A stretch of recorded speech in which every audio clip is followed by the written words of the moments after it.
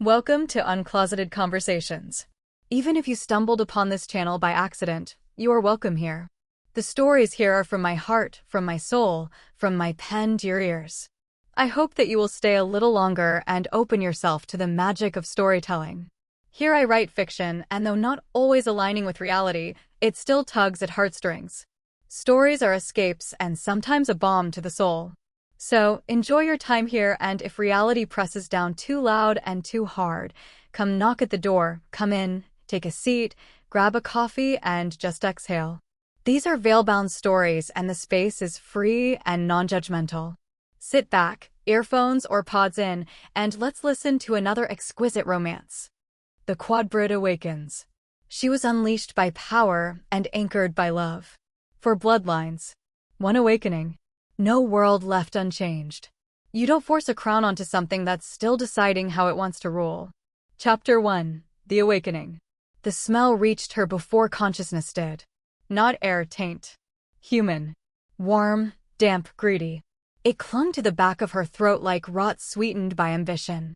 Lust for power had a scent. Control did too. She had known it once.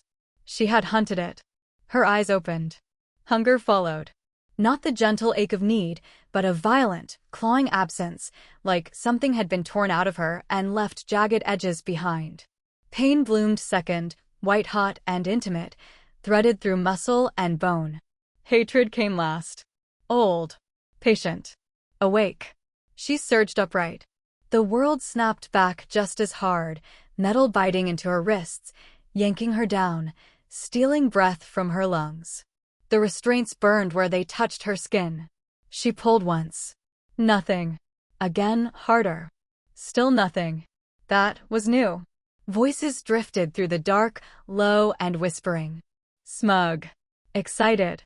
They spoke like men already counting victories that weren't theirs. Calanus Demetria. The name landed in her mind like a blade sliding home. Quadbrid. First of her kind. An abomination, if humans were to be believed. Her hearing sharpened, slicing through the murmurs until one voice rose above the rest, pulsing with hunger she recognized too well. We will be unstoppable with her powers. Her lips curved, slow and dangerous. She tested the restraints again, not with panic but with curiosity. Nothing was meant to hold her. Nothing ever had. And yet here she was, starved thin by centuries, power coiled but incomplete, her phoenix fire distant and aching like a missing limb. She closed her eyes. Memory dragged her backward. Millennia fell away. A world before wires and glass. Before humans learned to hide behind machines. A time when witches carved circles into earth, when wolves ruled forests, when vampires claimed the night without apology. Her mother, high priestess, spine straight as law itself. Her father, vampire king, wolf-blooded, brutal in his mercy. She inhaled. And pulled. The restraints snapped with a sound like breaking bones. Silence crashed down. She rose slowly, joints protesting, strength flooding back unevenly, vampire, wolf, witch surging first, phoenix still silent. Color crept back into her hands, replacing the corpse-pale stillness of captivity. Heartbeats exploded around her. Panic had a rhythm. Fear had a pitch. Humans. Pathetic. She moved. No wind. No warning. Just absence where she had been and terror where she arrived. The first neck was warm. Alive. The pulse throbbed beneath her fingers like a confession. Her fangs sank in. Blood flooded her mouth, thick, electric, obscene. Euphoria ripped through her, lighting every nerve she had forgotten she owned. The cavern rang with a growl torn straight from her chest. When the body went limp, she let it fall. Life settled into her bones. She flexed her fingers, palms up, marveling at movement, at sensation, at existence. A thrill shivered through her. Voices rose again, frantic now. We cannot control this. We need her. Then you deal with her. She tilted her head, eyes closed, savoring their fear. Petty little humans, she said. Her voice rolled through the cavern, thunder wrapped in silk. I am no one's pet. She floated toward the nearest man, lifted his chin with a single finger. Speak. Chapter 2, Revelations. Sebastian Gallagher stepped forward as if the cavern belonged to him. Black suit. Perfect cut. Shoes unsullied by dust that had not been disturbed in centuries. He wore confidence the way lesser men wore armor, too loudly, too tightly, mistaking polish for protection. Calanus watched him through half-lidded eyes. Owner of the largest artificial intelligence conglomerate on the continent. Ruthless. Precise. Power-hungry in a way she recognized instantly. Men like him always believed domination was invention, not instinct. I want to propose a collaboration, Calanus Demetria. She laughed. Not sharp. Not cruel. Amused. The sound rolled through the cavern, low and resonant, shaking loose dust from the ceiling. The stone itself seemed to recoil. Oh, she said, eyes glinting. And here I was thinking, self, this millennium has truly humbled you, she sneered at him. A collaboration. With a human. Her gaze flicked back to the soldier nearest her. He didn't have time to scream. Her fingers snapped beneath his chin, lifting his face effortlessly. The movement was casual, almost bored. In the same breath, she turned back to Sebastian. Do continue. Then, without warning, her hand closed around the soldier's throat. Bone creaked. She drew him close, her thumb pressing, angling his head until his neck arched helplessly. His body trembled violently. His heart hammered so hard she felt it against her palm, frantic, pleading, delicious. Her breath brushed his skin. Ice cold. Her fangs slid free, still stained crimson. She dragged her tongue over them slowly, deliberately, savoring the way Sebastian's pulse spiked in response. I have been bound for a millennium, she murmured, voice velvet dark. Starved. Forgotten. Thirsty beyond your comprehension. Her eyes locked onto Sebastian's. What, she asked softly, could you possibly offer me that I cannot simply take? Sebastian stepped closer. Arrogance dripped from him like oil, thick, slick, flammable. Revenge, he said. On the coven. For the briefest fraction of a second. Calanus wavered. Not outwardly. Not visibly. But inside, something shifted. The hollow ache where her phoenix fire should have burned pulsed sharply. The absence made itself known, a ghost limb screaming memory. She released the soldier.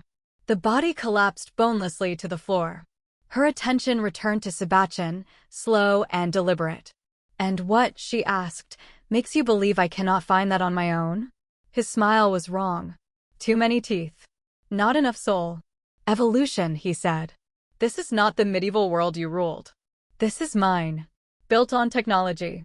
Artificial intelligence. Control at scale. She regarded him as one might study an insect claiming dominion over fire. And yet, she drawled, you woke me. His jaw tightened. She felt it, the faint, artificial hitch in his heartbeat. Mechanical. Assisted. Fear woven into circuitry. Curiosity, she said lightly. How quaint. Sebastian motioned sharply.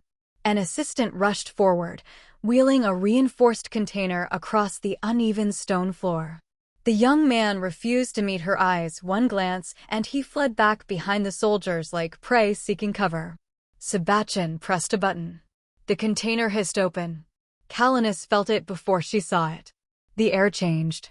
Inside, suspended in layered glass and seals etched with silver, wolbane, and vervain, rested a small vessel. Ashes. Phoenix ash. Her phoenix. Her breath stopped. She did not move. Did not reach. Did not react. Stillness wrapped around her like a blade poised mid-fall. Then she turned slowly, addressing the room at large. Why, she asked calmly, dangerously, did you wake me, humans? Chapter 3. The Deathly Pact. The heartbeats around her rose. Not in unison, humans never managed that, but in a frantic, discordant rhythm that scraped against her nerves like static. Panic always ruined music. Calanus drifted forward, feet never touching stone, until she hovered inches from Sebastian Gallagher's face. She listened. Humans lied with words. Their blood never did. His heartbeat stuttered, too fast, too regulated, a mechanical insistence underpinning the fear. Augmented. Reinforced. afraid not of her violence, but of what she might see. Her head tilted, dark hair spilling over one shoulder. "Oh," she murmured. "There it is." His eyes flickered. She smiled. "Tell me, human," she said softly, "your name." "Sebastian Gallagher," he replied, lifting his chin. "Owner of Gallagher Intelligence. Pride. Ownership. Legacy." She tasted it in his pulse. "And what," she continued, "do you require of me, Sebastian Gallagher?" He lifted a tablet, the screen glowing harshly against the cavern's ancient dark. Images flickered, maps, grids, land surveys overlaid with algorithms. "There is a tract of land I wish to develop," he said. "The owners refuse to sell." Calanus pinched the bridge of her nose, exhaling slowly. "You woke an ancient apex predator," she said dryly, "because of a real estate dispute." His lips twitched. "I would like you to eradicate them." She laughed again, shorter this time. Sharper. "And why not do it yourself?" She gestured vaguely to the armed soldiers lining the walls. "You seem well equipped." Sebastian stepped closer. This time, his voice dropped. "The land belongs to hunters," he whispered. "Van Helsing descendants." The name struck like a curse carved into bone. The air thickened. Calanus' vision flared white-hot as memory surged. Steel, fire, screaming bloodlines, sanctimonious slaughter disguised as righteousness. Her lineage burned. Erased. Hunted down to myth and ash. For one dangerous heartbeat, rage clawed upward. Then, control. She locked it down, burying the fury so deep it froze. Emotion was currency. She would not spend it in front of a man like this. When she spoke again, her voice was glacial. "Sebastian Gallagher," she said, "your proposition does not interest me." She turned slowly, gaze sweeping the room.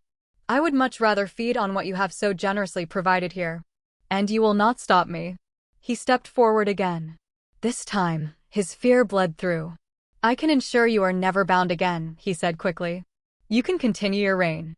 His hand gestured, almost reverent, toward the sealed phoenix ash. Her eyes followed the motion. Then, she heard it.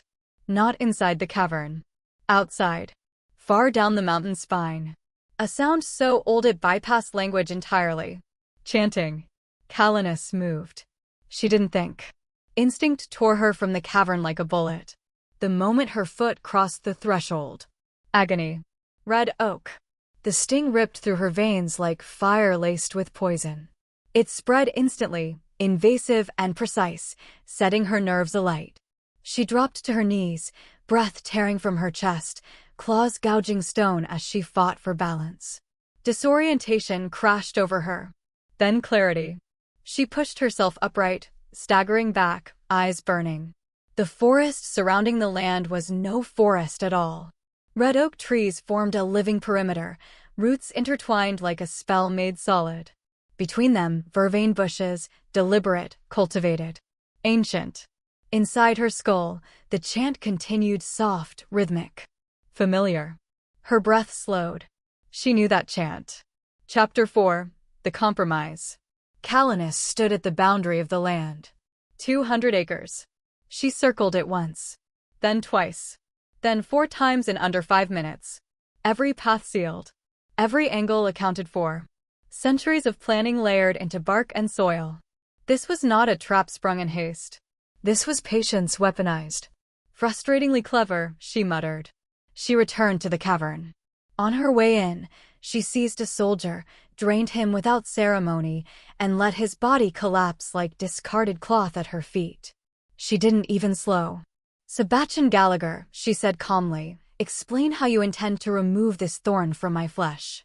His smile came too fast. Too eager. "I've built a weapon capable of destroying them," he said. "But I lack the means to deploy it. 5 years of effort, wasted." She stared at him. "So," she said, "you want blood on my hands without staining your own." "A partnership," he replied smoothly. "Where we both get what we want, Miss Demetria." "Semantics," she corrected. He gestured. The group moved. The convoy descended the mountain in a slow procession of black vehicles, headlights cutting through fog like surgical instruments. Calanus sat beside Sebastian in the back of a tinted SUV, the city lights slowly rising to meet them. Gallagher Intelligence towered above the skyline, glass and steel, sharp enough to pierce clouds. At the top floor, he led her into a private room. Clothing hung in perfect rows. Shoes lined the floor like offerings. Calanis trailed her fingers along the fabrics, then lifted a long black leather coat. She inhaled. Memory bloomed. Leather remembered her. 30 minutes later, she emerged dressed in tailored black pants, white shirt, waistcoat. The leather jacket draped over her arm. Louboutin heels struck marble with metronomic precision. She sat opposite Sebastian's oak desk, crossing one long leg over the other, swinging it lazily. "What year is this?" she asked. 2025, he replied. "What was the last year you remember, before?" She exhaled. "Sebastian Gallagher," she said quietly, "do not mistake my presence for submission. That would be your final error." His smile vanished. "I apologize, Miss Demetria," he said stiffly. "Shall we review the schematics?" "No," she said. "I'm bored." His throat bobbed. "I need entertainment." Chapter 5, Coven of the Trillium Moon. Isabelle Ledoux sat by the window and did nothing. Outside, Louisiana breathed, water thick with light, air heavy with warmth, the horizon melting softly into itself. The bay shimmered like it was keeping secrets. Boats passed in the distance. Life continued unconcerned. She did not see any of it. The apartment was small. One bedroom. One window. One table scarred by years of work and cheap coffee rings. It smelled faintly of old books, rain, and resignation. Once, she had owned a penthouse in Manhattan. Glass walls. Endless views. Power humming through every floor like a promise.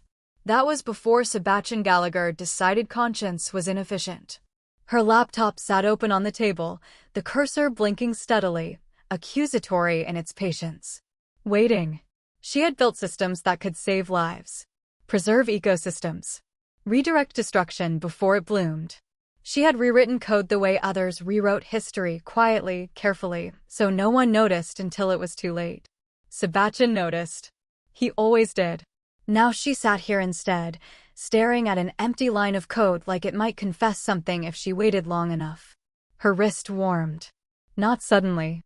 Not alarmingly. Just warmed. Isabelle glanced down. The rune etched into her skin glimmered faintly, light threading through the ancient lines like a pulse remembered after years of sleep. It didn't burn. Didn't scream. It breathed. Her fingers closed over it instinctively, thumb brushing the symbol as if it were a scar that still ached in bad weather. "No," she whispered. The word carried no authority. Only habit. Isabelle Ledoux, great-granddaughter of Medea Shadowsoul. Direct descendant of Isabelle Shadowsoul, first witch of the Trillium Moon. A lineage written in blood and moonlight. She had spent her life pretending otherwise. She had chosen logic over legacy. Code over circles. Servers instead of stone altars. She told herself it was freedom. The rune pulsed again. Outside, the wind shifted direction. She closed her eyes and exhaled slowly, reaching for the old words buried deep beneath years of denial. The chant rose to her lips unbidden, soft, measured, older than guilt. The light dimmed. For a moment. Then, it flared. Isabelle's breath caught. Something moved at the edge of her awareness. Not a voice. Not a vision. A pull. Distant. Massive. Awake.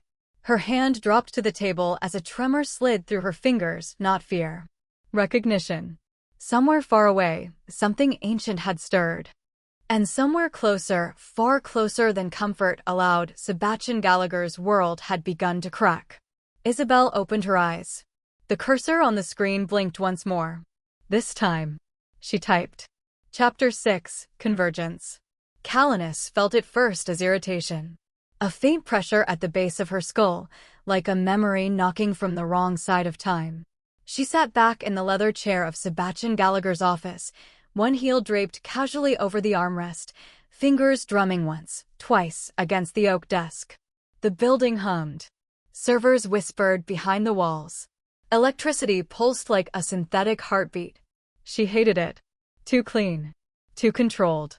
Power without blood, without consequence. Then, a ripple. Her spine stiffened. Something brushed against her senses, not human, not machine. Old. Deliberate. Familiar in the way scars recognized weather before storms. Her phoenix fire, what little of it remained, twitched. Calanus' eyes narrowed. Well, she murmured, mostly to herself. That's new.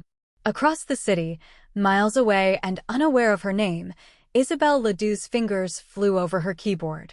Code unfolded beneath her touch like a living thing, elegant and ruthless. Lines branched, nested, corrected themselves before she consciously noticed the error. The rune on her wrist glowed brighter now, responding to every choice, every decision. She wasn't casting. She was aligning. Gallagher's system resisted her at first, adaptive firewalls, predictive countermeasures. He had built it well. Too well. Isabelle smiled faintly. Of course you did, she whispered. She didn't force the system open. She sang to it. Patterns slipped past defenses disguised as optimizations. Preservation protocols dressed as efficiency improvements. A backdoor grew not as an intrusion, but as a necessity. Her rune pulsed sharply. Somewhere deep in the codebase, something dormant stirred. A weapon. Not active. Not yet. Isabelle's breath slowed. You're not ready, she murmured. And neither am I. She paused. Then felt it. That same pull. Stronger now. Her hand stilled over the keyboard. Something was listening back. Sebastian Gallagher stood at the glass wall of his office, overlooking the city he believed he owned. Data streamed across his tablet. Green lights. Progress indicators. Everything advancing exactly as planned. Almost. There's interference, his assistant said carefully. Minor. Internal. Sebastian frowned. Impossible. Behind him, Calanus smiled. Not with her mouth. With her teeth. You feel it too, she said softly. He turned sharply. Feel what? She rose to her feet, slow, unhurried. The air thickened around her, pressure bending light just slightly. You built a cage, she continued. Very clever. Trees, chance, hunters, technology. All to make me believe I was choosing. She stepped closer. But you miscalculated. Sebastian swallowed. In what way? She leaned in, close enough that her breath ghosted across his ear. You assumed I was the storm. Her eyes darkened. I am not. The lights flickered. For half a second, every screen in the room glitched, symbols stuttering, lines warping into shapes that did not belong to any known language. A rune. Sebastian staggered back. What did you do? He demanded. Calanus straightened slowly, eyes alight with something dangerously close to wonder. I did nothing, she said. Then, quieter, reverent. But someone just knocked on a door that should not exist. Far away, in a small apartment by the water, Isabelle Ledoux gasped as her screen flooded with unfamiliar symbols. Her rune burned now, not painfully, but insistently. Recognition crashed through her like a wave. Not memory. Kinship. Her voice shook as she whispered the truth. She had avoided her entire life. Oh no. She wasn't alone. She never had been. And somewhere, bound by land, blood, and betrayal, the one who had been hidden forever felt it too. Eyes opening. Chains remembering their shape. A calm, ancient presence turning its face toward the world once more. The one who could still the storm or start it. Chapter 7. Blood and Consequences. The office had emptied. The soldiers lay scattered, some twitching, others silent. A carpet of discarded ambition beneath Calanus' heels. Not a drop of the stale blood bank had touched her lips. No, the offerings of Sebastian Gallagher were paper-thin compared to the symphony she could conjure from life pulsing through veins. She moved silently, a blur against concrete and shadows. Dust motes shivered in the wake of her passing. The first target, a mid-level technician, sweating and unaware, froze too late. Teeth pierced the pulse point, crimson warmth flooding her senses. She felt it through every nerve, the euphoria of life meeting hunger, control slipping like silk through her hands. Each kill was art. Each tremble of fear a note in her song. Sebastian Gallagher watched from the corner of the room. His hands curled around the edge of the oak desk until knuckles shone white. The fear in the office had nothing to do with him. He had created panic, yes, but not the kind he was now experiencing. This was the predator fully awake, fully tasting her world, and it was far more intelligent, far more vicious than any AI model could predict. "Stop," he said finally, though it was more a plea than command. Calanis turned her gaze toward him, eyes glimmering like molten dark iron. "Stop," she said softly, almost bored. "Oh, Sebastian, I'm only beginning." And she was. The ripple. Outside, the city did not notice the subtle shifts at first. But the hunters did. Footsteps, precise and trained, moved through the shadows beyond the perimeter of Sebastian's controlled zone. The Van Helsing descendants, silent and patient, felt the vibrations in the air, the smell of blood, the tremor of life disrupted, the unnatural weight of a predator who had not tasted the world in centuries. The chant she had heard in the cavern, the one that had cut through her senses, echoed again, faint and insistent. Calanis froze mid-step, head tilting. It was not just memory, it was a call, a warning threaded into the wind. Isabel's mother. The woman everyone had declared dead. Trapped. Underground. Hidden by the Van Helsing descendants. Using her existence as a living early warning system. Any spill of blood, any vampire movement, any rising power, she was the sensor. And now, the vibrations of Calanis' hunts reached her ears, slicing through her prison like a bell. And Sebastian? He was unraveling. Not fast enough to panic, not slow enough to save his empire. Each death, each ripple of fear, each surge of energy from Calanis was a drip into his bloodstream. It started subtle, a tightening in his chest, a gloss over his vision. A headache that pulsed in sync with her movements. Then nausea. Then vertigo. Then the realization that the office, the company, the projections, the land, was slipping through his fingers like water through a sieve. He tried to command, to control, to impose strategy, but each plan dissolved before it left his lips. His empire had been built on precision. Now it was unraveling in real time, visible to all who had ever counted on him. The board, the investors, even his tech teams, they all noticed. They would forgive mismanagement. They would not forgive murder. And they would not forgive lying about the deaths of dozens in one night. Far from the tower, the perimeter tightened. Shadows coiled around Sebastian's territory, moving through the alleys and streets unnoticed. The Van Helsing descendants had anticipated this.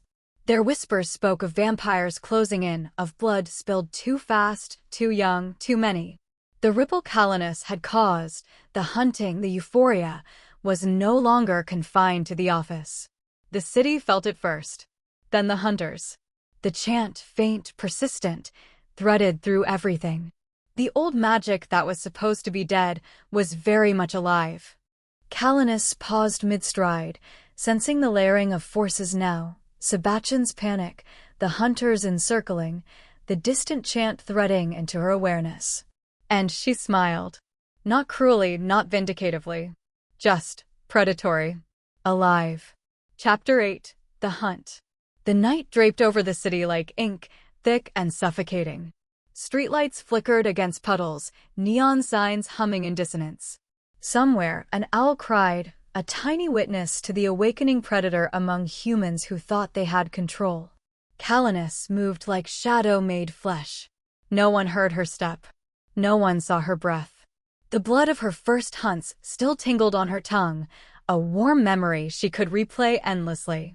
The thrill of life, of control, of chaos, this was the symphony she had longed for across millennia of starvation.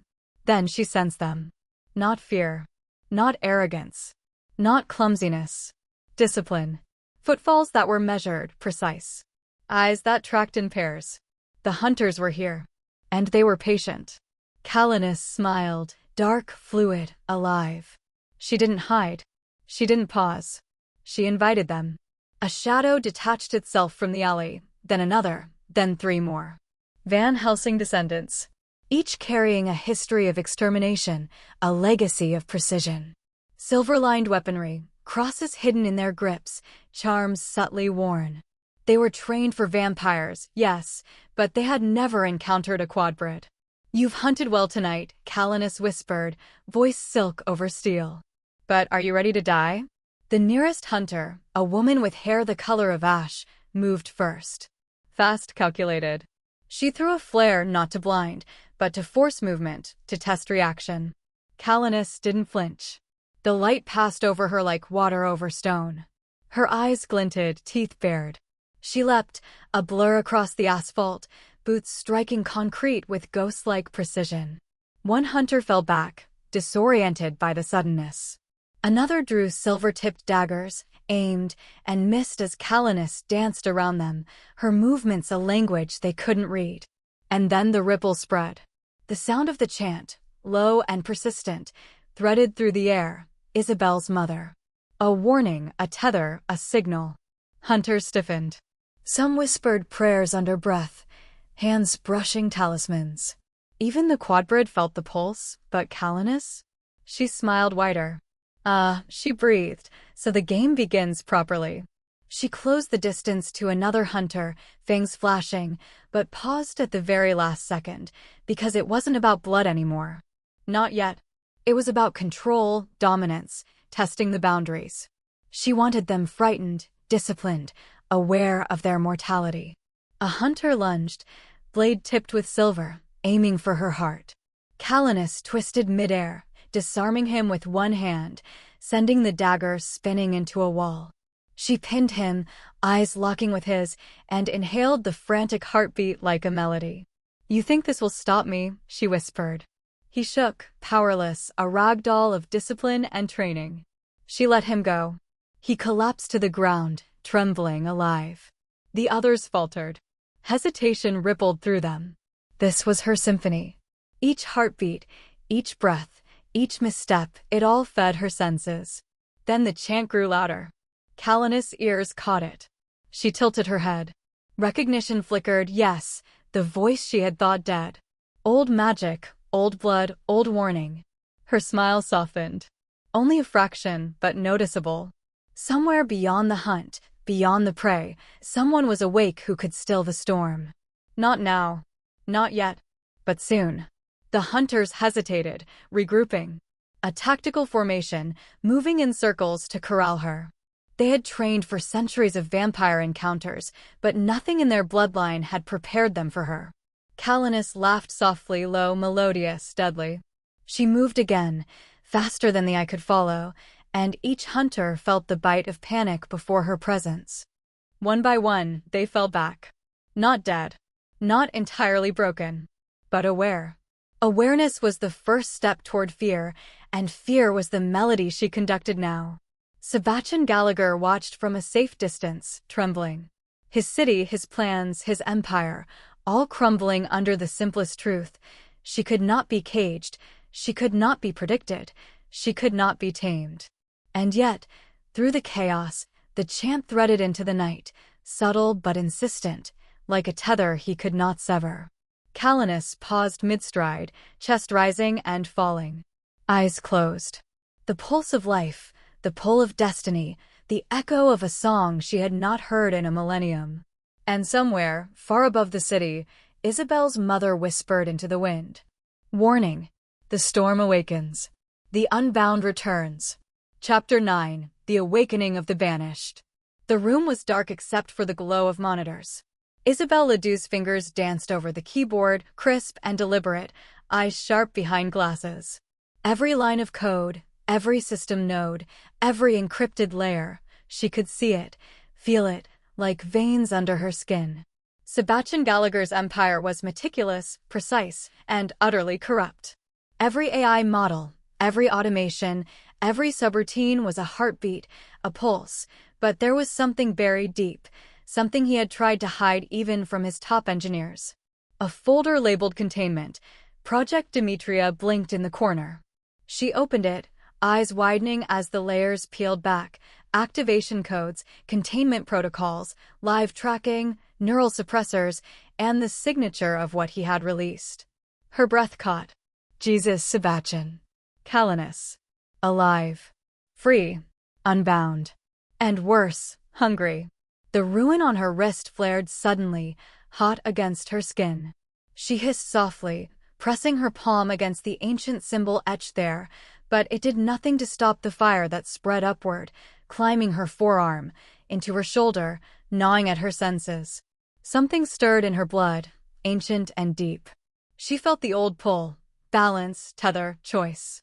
The rune demanded acknowledgement, demanded action, demanded a ritual.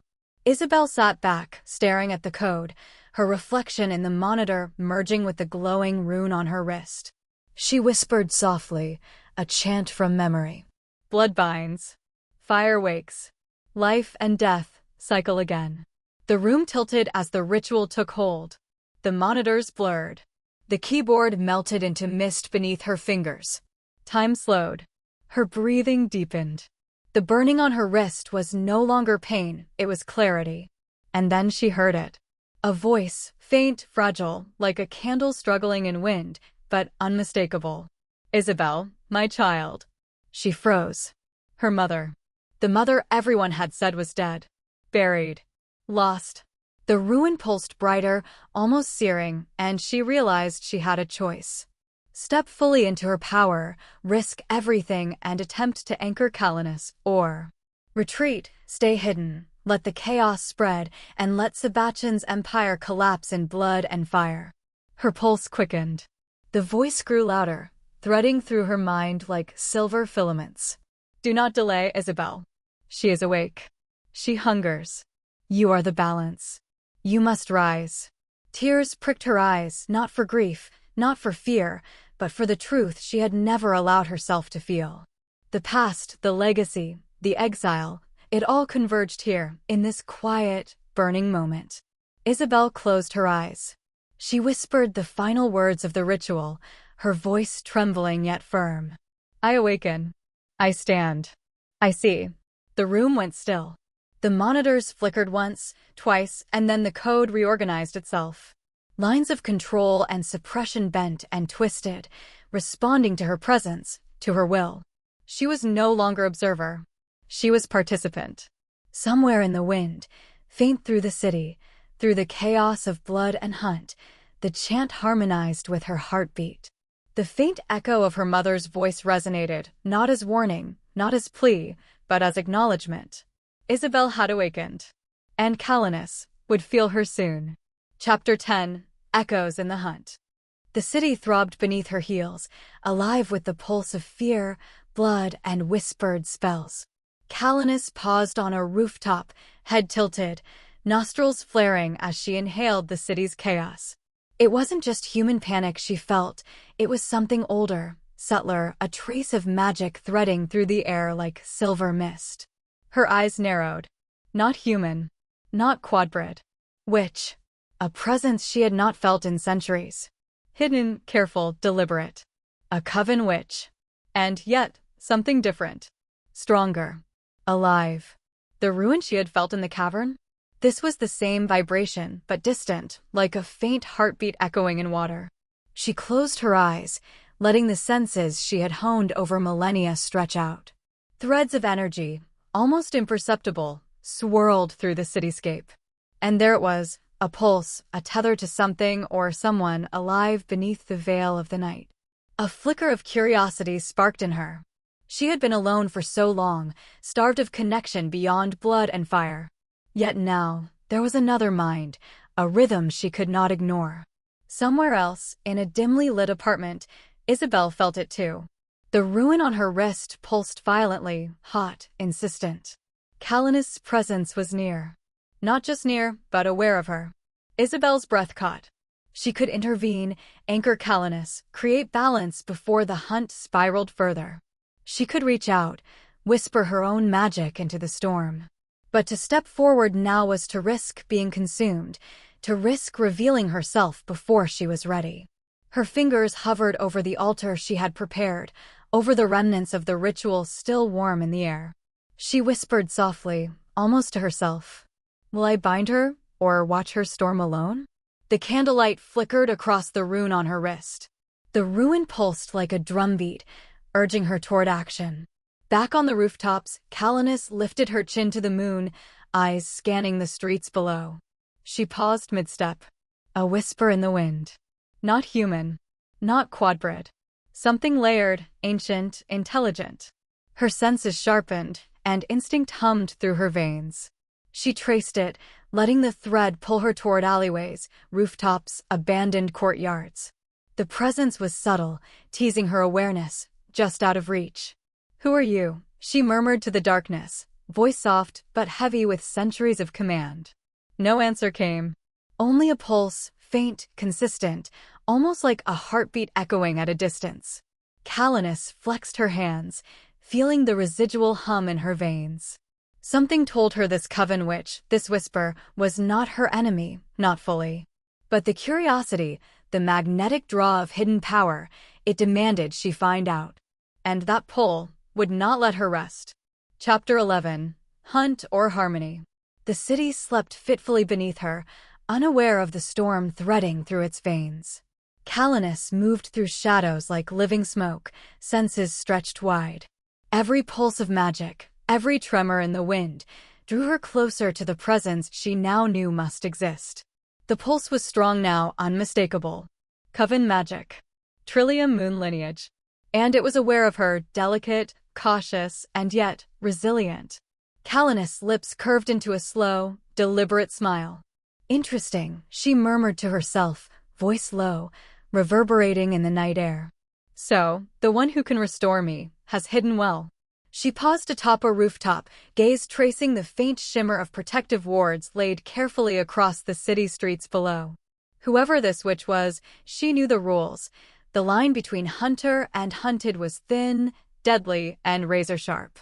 In the cramped apartment, Isabel's fingers hovered over the final lines of code she had begun rewriting.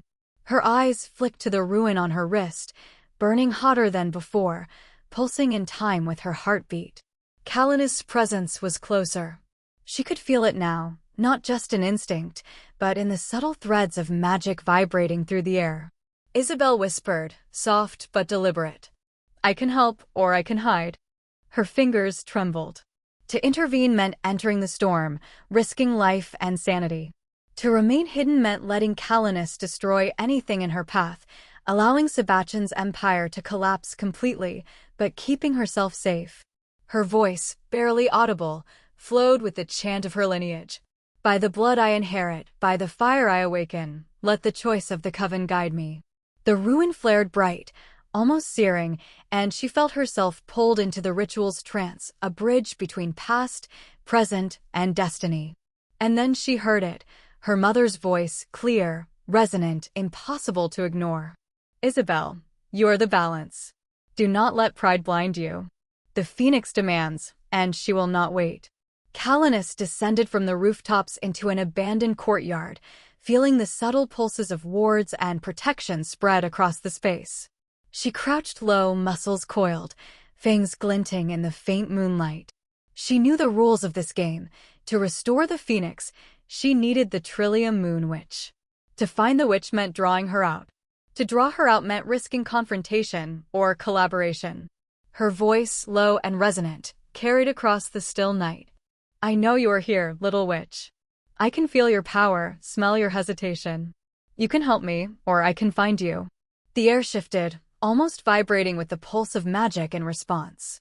Calanus inhaled deeply, sensing the subtle tug of destiny threaded between them. The city seemed to hold its breath. Chapter 12. The Pulse of Collision. The wind tore through the abandoned streets like a living blade, carrying the scent of rain, asphalt, and faint magic. Calanus moved through it like a shadow unbound, senses straining, listening to the faint heartbeat of the Trillium Moon which she could feel, smell, and almost taste. She stopped in a deserted square, nostrils flaring, eyes narrowing. The magic was stronger now, pulsing in rhythm with her own blood. Calanus flexed her fingers, black leather gloves whispering over stone. She did not speak, yet the air vibrated with her presence. A probe of energy, subtle yet invasive, extended outward, threading through the wards that Isabel had woven. Isabel's apartment felt suddenly smaller, the walls pressing in. She could feel it, Calanus probing, seeking, tasting. Her heart pounded in response, but not just with fear, thrill, power, and recognition twisted through her veins. The ruin on her wrist burned hotter, almost searing, and she realized she could no longer remain passive. She lifted her hands, whispered a protective incantation, threading her magic outward like silver threads, not to strike, not yet, but to counter and test. "You will not breach this sanctuary unchallenged," she whispered, voice trembling with power. The threads met the probe, colliding with a subtle explosion of energy, vibrating the very air. Papers fluttered, monitors flickered, and the streetlights shivered. Calanus grinned, fangs flashing in the moonlight. She leaned forward, sending a second pulse, stronger, sharper, teasing the edge of control. "Ah, so you dare," she murmured, voice low, predatory. "Little witch, hiding behind wards. I can feel your hesitation, your fear, and your fire. Delicious." The air shimmered between them, the city holding its breath as threads of magic danced, intertwined, and collided. The pulse from the ruin on Isabel's wrist responded like a heartbeat, synchronizing, resisting, and guiding. Isabel's eyes widened as she felt the power surging in the distance, Calanus' presence, ancient, unstoppable, brushing against her soul like wind over fire. She whispered to the ruin, to the magic, to the bloodline pulsing through her. "Anchor her, or perish trying." The streets trembled beneath the collision, shadows stretching unnaturally, stone and metal vibrating with the strain. Calanus froze mid-step, sensing the subtle pushback. A counterweight, an intelligence behind the magic that was not brute force, but careful, cunning, aware of the hunt, and yet unwilling to fully reveal itself. "Interesting," she whispered, letting the words float on the wind. "You are no mere child of the coven. I can taste your lineage, your fire. You could help me, or I could consume you. But I do wonder, which choice will you make?" Isabel felt her pulse accelerate, the ruin on her wrist burning white-hot, a warning and a lure. She was aware, fully, that Calanus could flatten the city, tear her apart, or worse, bind her magic and twist it. Yet she did not step back. She whispered to the air, to the threads of her lineage, to the faint echo of her mother's guidance. "I am not afraid, yet I must choose." The city trembled, night shivered, and somewhere in the darkness, the phoenix stirred, not fully awakened, but responding to the friction, the clash, the pull of the two forces converging. Chapter 13. The Cornered Predator. Sebastian Gallagher sat in the sleek glass tower of Gallagher Intelligence, the city sprawling beneath him, lights flickering like fragile fireflies against the night. His fingers drummed on the polished desk, cold and sharp, while his mind raced through board reports, legal liabilities, and the chaos Calanus had unleashed. She was no pawn, no tool. She was ancient, unstoppable, and free, and he could feel the walls closing in, shareholders questioning his judgment, executives whispering about his liability, the media sensing scandal, disaster looming. He slammed his fist against the desk. No more games. The AI units, precise, lethal, and programmed for domination, hummed to life in the warehouse below. Machines designed to cut, destroy, suppress, they had been built for conquest, not subtlety. But now, with the Van Helsing descendants holding their positions around key points of influence, Sebastian had one last weapon: obliterate the opposition. "Cut them down," he growled into the intercom, voice low and venomous. "Leave nothing standing." The machines roared, carving swaths through the night, indiscriminate, merciless, a mechanical storm of Sebastian's desperation. But somewhere, deep underground, the last tether to the old magic stirred. Isabel's mother, buried and controlled by the Van Helsing descendants, felt the pulse of her daughter's magic, the stirrings of Calanus' hunt, and the cold shadow of Sebastian's machines approaching. She had no time, no escape. And in a final act, she shattered her own mortal vessel, not in defeat, but as a release of knowledge and power. The ether shimmered like liquid moonlight as her essence dispersed, leaving a single, blazing message for Isabel, a whisper carried across the ley lines of magic, encoded in fire and memory. "Anchor her with trust, not control.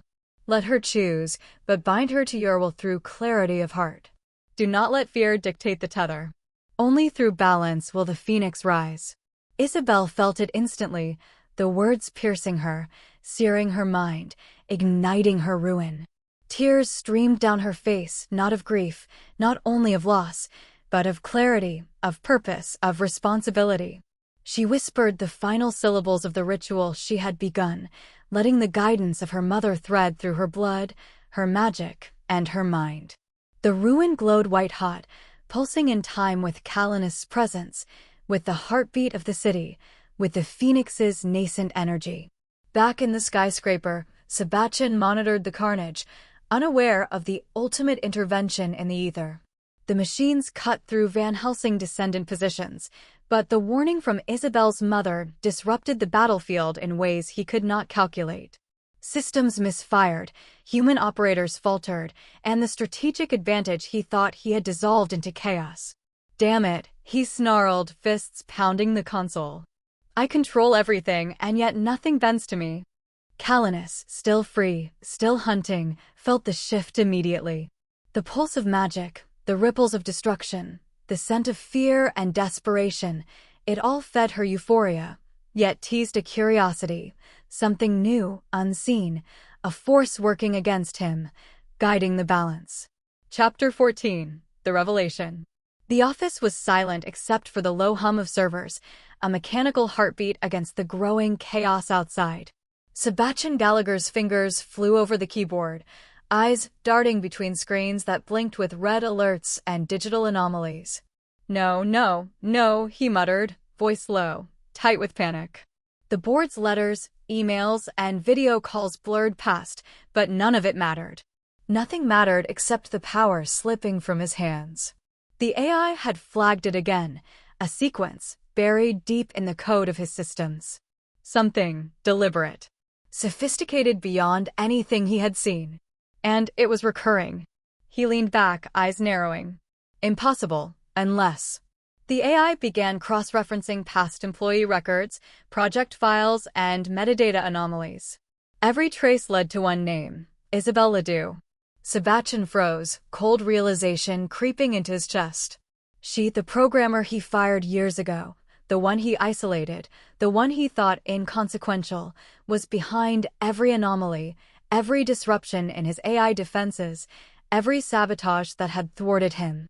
It was you, he whispered, voice barely audible. Not disbelief, not anger, but a mix of fear and awe. The human mind, fragile as it was, could not fully process the threads of her interference. The AI confirmed it, her signature was unmistakable, and the magic he could feel coursing through the anomalies, undeniable. His fingers trembled as he typed, sending a secure, encrypted message through a system only she could access. His heart thudded like a war drum, every beat echoing the panic he could not suppress. Isabel, it's me. Sebastian Gallagher. I need you. You're the only one who can stabilize this. Calanus. Nothing I built can stop her. Please. Come back. You're the only key. He waited, breath held, every second stretching into eternity. Outside, chaos raged, machines tearing through the Van Helsing positions, Calanus roaming free, unstoppable, almost mythical in her presence. And yet here, in this quiet, human desperation collided with destiny. The screens flickered again. The AI had decrypted part of a final message she left embedded deep in the code, a subtle signature that resonated with something ancient, almost alive. Sebastian recognized it instinctively, a thread of power only a Trillium Moon witch could wield. She's the one, the Trillium Moon. She's the only one who can anchor the phoenix, he whispered, voice trembling. Gods help me, she's the only hope I have left. And in the shadows, in a quiet apartment miles away, Isabel's ruin pulsed brighter, hotter, almost searing through her skin, as if acknowledging the plea. Her fingers hovered over the final lines of her ritual, heart racing, mind torn. Come back, he had begged. And now the choice was hers. To step forward, to intervene, or to remain hidden, letting the storm burn unchecked. Chapter 15. The Ruin Within. Isabel sat in her apartment, the city lights bleeding through half-closed blinds. The ruin on her wrist burned hotter, almost pulsing in rhythm with Calenus' presence somewhere in the darkened streets. It was an unrelenting reminder. She was not merely an observer. She could anchor this force. She could tether the phoenix. Her fingers hovered over her keyboard, the lines of code and ritual laid out before her. But she didn't move. Not yet. She felt Sebastian's message again, his desperation, his fear, the raw human need to survive, and a spark of anger flared. The man who humiliated me, who fired me, who isolated me, who destroyed my reputation, who dared to beg me to save him. Her jaw clenched. She remembered the meetings, the subtle smirks of colleagues, the whispered, "Who does she think she is?" She remembered the email threads leaked behind her back, the way he framed her failure as incompetence when it was integrity. She had lost her credibility, her voice in the tech world, her name had become a cautionary tale. And yet, the ruin pulsed again. A heartbeat. Not just hers, but something ancient, waiting, hungry. Calenus. The phoenix. The Quadbrid's fire. She swallowed, letting the memory of her mother's whisper seep into her mind. Anchor her with trust, not control. Let her choose, but bind her through clarity of heart. Only through balance will the phoenix rise. Her chest tightened. The anger and resentment clashed violently with responsibility. She could ignore the call, let Calenus burn the city and Sebastian's empire to ash, let the Quadbrid's wrath spill unchecked. She could leave the man who wronged her to crumble under the weight of his own hubris. And yet, the thought of Calenus, a being of infinite power, bound by neither morality nor mercy, sending ripples of chaos through the human world. Her hands shook. She whispered, voice barely audible. I can anchor her. I can guide her, but at what cost? The ruin flared white-hot, almost as if echoing her heartbeat, her hesitation. She felt the pull, the lure of connection, the dangerous intimacy of power she could barely control. A thread of fear ran along her spine. What if she failed? What if she tried, and in doing so, became bound herself, tethered to a force she could not command? Her reflection in the dark window stared back at her, eyes wide, pupils dilated, a mixture of fury and fascination. She had a choice now, and the weight of it pressed down like a storm. She could remain hidden, let the world burn, keep her autonomy, and watch Calenus rise unchecked. Or she could step forward, embrace her power, face Sebastian's betrayal, and attempt to anchor the most dangerous being she had ever sensed. Her mind raced, every memory, every wound, every fear clashing in a storm of possibility. She whispered again, this time louder, almost to herself. I will not be used, but I will not stand aside either. Not while this burns. The ruin pulsed, searing now, white-hot with power and purpose. And for the first time in years, Isabel felt the clarity of decision beginning to form. She would act. She would step into the fire. But how and when remained her secret. Chapter 16. The First Echo. Isabel sat cross-legged on the floor of her apartment, the ruin blazing hotter than ever.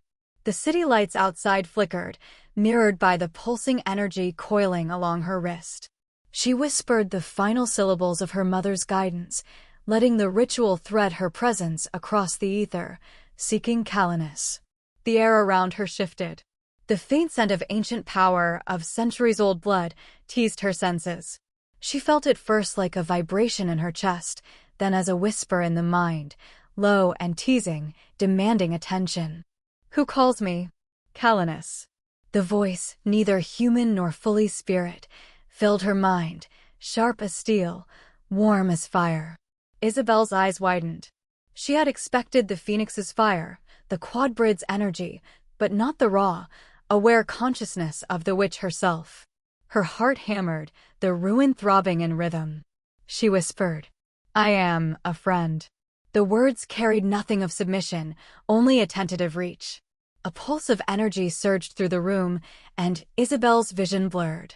She saw shadows flicker, the air twist, and a figure emerge in the center of the room, tall, impossibly graceful, eyes like molten silver, hair cascading like nightfall.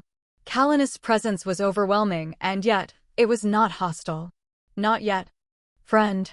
Kalanus' voice rumbled, ancient, amused, and curious. Humans always claim friendship, yet so few survive proximity to me. Tell me, little witch, why should I not burn you to ash before I even feel your pulse? Isabel swallowed, feeling the weight of her mother's guidance anchoring her courage. She extended a hand, not touching, just reaching in the psychic plane, her magic threading toward Kalanus like a silken tether. Because I can help you, not control you. Not yet. Only guide. Your phoenix can rise, but you must choose. I cannot force you. Kalanus tilted her head, studying her. Every muscle, every nerve seemed to absorb this tiny, fragile human and her magic, like a predator studying a puzzle. And yet, there was curiosity there, a spark she had not felt in millennia. Interesting, she said, voice low, curling around the edges of Isabel's consciousness. A human. Who dares approach without fear? Without greed? Without intent to bind me? Isabel's ruin flared white-hot, a flesh-deep burn that pulsed in harmony with Kalanus' heartbeat across the void. She felt the phoenix stir in response, tiny sparks of fire flickering along her veins. I do not ask for your trust, she whispered. I only ask for you to listen, for you to feel. That is all. The pause stretched, heavy and electric. Then, Kalanus' presence shifted, not aggressive, not destructive, but intrigued. Her hand, ghostly and ethereal in Isabel's mind, brushed the edges of the magical tether, testing it. A spark jumped, a collision of raw, ancient energy with fledgling, controlled magic. Isabel gasped, the force almost throwing her backward, but she steadied herself. Kalanus' laugh, low, rumbling, amused, filled her mind. Perhaps this, human, is not entirely useless, Kalanus murmured, almost to herself, almost to the universe. Perhaps she will be entertaining. And then, as abruptly as it began, the psychic connection pulled back, leaving Isabel panting, ruins still blazing, and the faintest echo of Kalanus' presence lingering like a shadow on her soul. For the first time, Isabel knew she had reached through to the Quadbrid. And for the first time, Kalanus had sensed a human who might not destroy her or attempt to dominate her. Chapter 17. The First Clash. The night was alive. Moonlight sliced through the canopy of what once was the red oak forest, silver streaks illuminating the uneven ground. The distant hum of the city was gone here, replaced by the rustle of leaves, the whisper of ancient magic, and the faint, predatory movements of the Van Helsing hunters. Kalanus moved like liquid shadow, every step silent, deliberate. Her fangs gleamed in the moonlight, her eyes flickering between amusement and hunger. She had tasted freedom, tasted the blood of humans who dared bind her, and yet, a pulse inside her stirred, an unfamiliar tug she could neither name nor ignore. Isabel. The thought wasn't verbal, not spoken. It was felt, deep in her veins, a hum that resonated with the very fire of her Quadbrid essence. It annoyed her, infuriated her, and yet, she could not dismiss it. Ahead, hunters crouched, rifles poised, silver and iron gleaming like shards of moonlight. They had tracked her, drawn by the chaos she left in her wake, by the scent of blood and magic. Pathetic humans, Kalanus muttered, voice dripping with sarcasm. Come closer, let me see if your aim is as good as your arrogance. A faint pulse, a thread of power, flickered across the forest floor. Isabel stood at the edge of the clearing, ruin on her wrist glowing like molten fire, chanting softly. She did not approach openly. She anchored herself in the shadows, her presence a quiet tug against Kalanus' storm of energy. Do you feel it? Kalanus murmured under her breath, almost to herself. Her head tilted, eyes narrowing as the magical tug deepened. The Quadbrid instinct screamed, danger, threat, challenge, but something else whispered, caution. Intrigue. Connection. The hunters surged, stepping into the clearing, rifles raised. The first shot rang out, Calanus blurred, movement impossible to follow, fangs sinking into a hunter's neck before he could pull the trigger. Crimson spattered against her teeth, a rush of power, but not satisfaction. Her eyes flicked toward the shadow at the edge. Isabel. You, little human, Calanus drawled, voice low and amused. You dare sit there and watch. Isabel did not move. Her chant continued, a subtle weaving of energy that pulsed like a heartbeat, guiding Calanus' movement without force, without touch. It was a whisper, a nudge, and yet Calanus felt it tug. She growled, frustrated, almost laughing at her own irritation. Clever, she hissed, stepping over fallen hunters, eyes scanning the shadows. I like clever, dangerous, but clever. A hunter lunged from the side, blade aimed at her chest. Calanus spun, effortless grace, sending him flying with a flick of her wrist. Every movement was predatory, lethal, yet oddly attuned, guided by an invisible thread, the subtle presence of the coven which, still hidden, still cautious. You feel it too, don't you? Calanus whispered into the dark, voice tinged with both sarcasm and an unacknowledged longing. That pulse, that pull, what are you, witch? Sorceress? Ghost? Isabel's ruin flared brighter, a soft warmth radiating through the air between them, anchoring Calanus' frenzy just enough to keep her from overreaching, from burning everything down. She did not step forward. She did not reveal herself fully. She merely let the magic speak, subtle and insistent, a thread of order in a storm of chaos. Calanus felt it, the quiet pull, the anchor against the hurricane inside her. And for the first time in centuries, she hesitated. Her arrogance, her fury, her insatiable hunger, they all met a counterpoint she could neither destroy nor dismiss. The hunters regrouped, fear and confusion flashing in their eyes, but the true predator, the Quadbrid, was already aware of something far more dangerous than any silver-tipped bullet. And from the shadows, Isabel watched, heart racing, ruin burning, knowing she had reached Calanus and that the game had only just begun. Chapter 18. The Magnetic Collision. The forest had grown silent. The scent of blood lingered in the air, the faint hum of residual energy buzzing across the treetops. Calanus moved with impossible grace, a shadow of smoke and fire, aware of every heartbeat, every stir of wind, but one thing eluded her, the source of the subtle anchor pulling at her storm. The pulse, she murmured, teeth glinting. It's here. I can feel it, and yet it hides.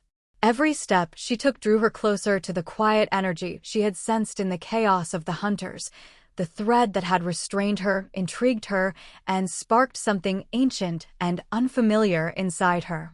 Her senses stretched, not just human, not just Quadbrid, but something layered, potent, disciplined. Isabel sat across a moonlit clearing, hidden by shadows and the whispering leaves. Her ruin pulsed like molten silver, echoing the phoenix energy resonating in Calanus. She felt the heat of Calanus' presence, arrogant, fierce, unrelenting, but she did not step forward. Not yet. She let the thread flow, guiding, nudging, teasing, but never touching fully. Calanus stopped, eyes scanning, nostrils flaring, sensing the delicate push and pull. Show yourself, she growled, voice low, almost velvet over steel. Little witch, little anchor, why do you hide? Why do you haunt me with your silence? Isabel's voice was a whisper, carried across the psychic tether rather than the wind. Because if I step forward too soon, I lose control, and you may never forgive me. Calanus tilted her head, amused, the corner of her lips curling. Forgive you? Why would I need to? I don't forgive. I consume. I dominate. I destroy. And yet, your presence, her silver eyes narrowed, focusing. It calls to me. It pulls at the fire I thought only I could wield. You dare. A flicker of wind lifted leaves and hair, a soft pulse of energy dancing between them, the ruin on Isabel's wrist flaring brighter. Calanus stepped forward, slow, predatory, her entire body moving like liquid steel, yet every step measured, almost careful. I can feel you, Calanus whispered, teeth grazing a phantom smile. Every heartbeat, every breath, it's mine to sense, yet not mine to claim. Fascinating. Isabel clenched her fists, whispering softly under her breath, a chant threading through the ether, guiding, anchoring, holding, but not restraining. She felt the pull between them, a magnetic collision of fire and will, both testing the boundaries, both dancing on the knife edge of trust and power. Calanus' laugh broke the silence, low, amused, dangerous. I should devour you where you sit, but instead, you intrigue me. Tiny human, anchor of my storm, you think you can guide me. Isabel's ruin blazed, searing through her veins. She breathed, steadying herself, her voice calm but firm in the psychic plane. Not guide, not yet. Just anchor. Just presence. That is all I ask. If I step fully, we both risk burning everything, even ourselves. Calanus paused, every instinct screaming for domination, destruction, yet something raw, ancient, and terrifyingly intimate tugged at her, something she had not felt in millennia. Curiosity tempered by caution, desire tempered by recognition. Clever little witch, she murmured, silver eyes glinting. Perhaps this will be entertaining. Perhaps you will survive to see the fire you dare touch. And for the first time in centuries, Calanus hesitated, letting the thread pulse between them, tasting the promise of a force she could neither destroy nor ignore. Chapter 19. Collision of Forces. The night air was thick with smoke and scent of iron. Calanus stood at the edge of the clearing, eyes blazing silver, hair flickering like liquid shadow in the moonlight. Hunters, Van Helsing descendants, were converging from all sides, their rifles trained, their ritual knives glinting. The forest itself seemed to hold its breath. Calanus stepped forward, a predator in motion, muscles coiled, fangs gleaming, eyes calculating every heartbeat around her. She struck first, a blur of motion, limbs striking, teeth sinking, blood spraying, but each kill was precise, a dance of violence and thrill, not mindless rage. Her eyes flicked to the shadows again, searching for the pulse that had haunted her since the hunters had stirred. In the periphery, Isabel's ruin flared white-hot, a thread of light connecting her to Calanus, subtle but unbreakable. She did not step into the fray, yet the Quadbrid could feel it tugging at her core. Every movement Calanus made was influenced, slowed, guided, just enough to avoid excess chaos that could draw more attention, or worse, ruin the Phoenix energy. You are clever, Calanus growled under her breath, fangs scraping her teeth. I feel you, weaving through me. Bold, little witch. Dangerous. Isabel whispered under her breath, chanting a delicate pattern of control, every syllable threading through the chaos. The hunters moved closer, but Calanus' strikes, sudden and fluid, carved paths of destruction that never fully allowed the humans to close the distance. Sebastian watched from the edge of the city lights, frustration etched across his face.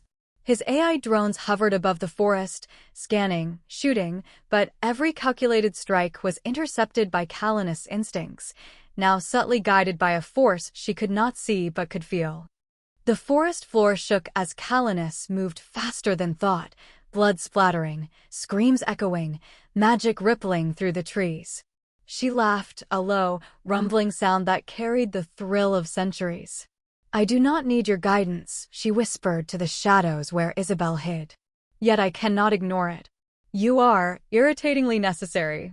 Isabel felt a pulse of power respond to her own, the Quadbrid energy flickering with recognition, with reluctant respect. She could feel Calanus' curiosity, her fury, her hunger, and beneath it all, the first trace of trust forming, however small, however fragile. The hunters faltered, seeing their precise attacks met with impossible swiftness. Calanus moved like liquid silver, unstoppable yet guided, leaving devastation in her wake. Every heartbeat, every flicker of energy from the ruin on Isabel's wrist, was threaded into the storm, shaping, anchoring, influencing without revealing the anchor fully. Sebastian cursed, realizing that even his own AI cannot counter the fusion of raw power and subtle magical guidance. His empire, his plans, teetered dangerously close to collapse. And in the heart of the forest, amid blood, chaos, and magic, two forces, one human, one ancient, touched for the first time in a real, tangible way. The air hummed with energy, a promise and a warning. The next choice would not just determine survival, but the balance of power itself. Thank you so much for listening. Please subscribe and like this video and follow me for more stories. You are always welcome here, and leave me a comment or a thumbs up, just letting me know if you like the story and would like more, or is there perhaps an idea that you would like to share or let me write for you.